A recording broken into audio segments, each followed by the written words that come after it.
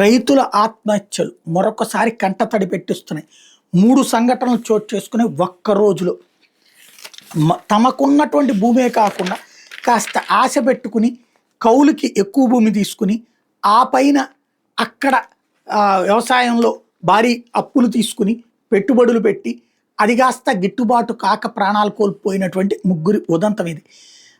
ఒకటి నాదే ఇక్కడ జరిగినటువంటిది తూబాడు గ్రామానికి చెందినటువంటి వినుకొండ దగ్గర తూబాడు గ్రామానికి చెందిన సిరిబోయిన గోపాలరావు 43 ఏళ్ళు 30 సెంట్ల పొలం ఉంది.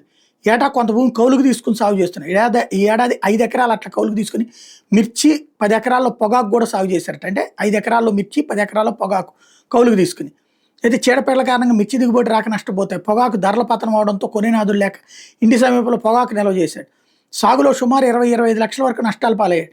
రుణదాతల నుంచి ఒత్తిడి పెరిగింది. సోమవారం ఓ పురుగుల మందులు దుకాణదారు బాకీ వసూలు భాగంగా గోపాలరావు ట్రాక్టర్ని దౌర్జన్యంగా తీసుకెళ్లాడు. దీంతో కుంగిపోయిన గోపాలరావు ద్విచక్ర వాహనం మీద వెళ్ళిపోయి రాత్రి ఆత్మహత్య చేసుకున్నాడు. అట్లాగే నాదేళ్ల మండలం రామాపురం కాలనీకి చెందినటువంటి నాస్యం ఆదినారాయణ ఎకరమున్నర సొంత భూమితో పాటు ఏకంగా 70 ఎకరాలు కౌలుకు తీసుకుని సాగు చేస్తాడు. ఏడాది 70 ఎకరాల్లో పత్తి, మిర్చి, శనగ, పొగాకు సాగు చేసి పెరిగిన సాగు ఖర్చులు తగ్గిన దిగుబడులు, ధరల పతనంతో తీవ్రంగా నష్టపోయాడు.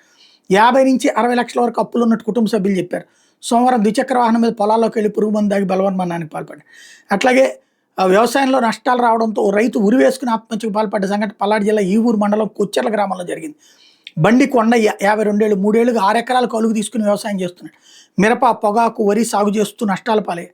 సుమారు 12 లక్షలు అప్పు కావడంతో తీర్చే మార్గం లేక పొలంలోనే ఉరి వేసుకుని బలవన్మరణానికి పాల్పడ్డాడు. మృతుడికి భార్య, 2 పిల్లలు ఉన్నారు. చిన్న కొడుకు శివప్రసాద్ ఫిర్యాదు మేరకు ఈపూరు పోలీసులు కేసు నమోదు చేసి దర్యాప్తు చేస్తున్నారు. రైతులు తమ పొలమే కాకుండా మరికొందరి పొలాలు తీసుకుని చేసినటువంటి సందర్భంలో జరుగుతున్నటువంటి పరిస్థితి.